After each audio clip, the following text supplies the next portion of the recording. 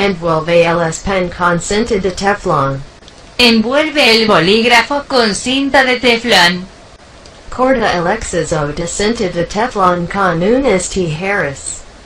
Corta el exceso de cinta de teflón con unas tijeras.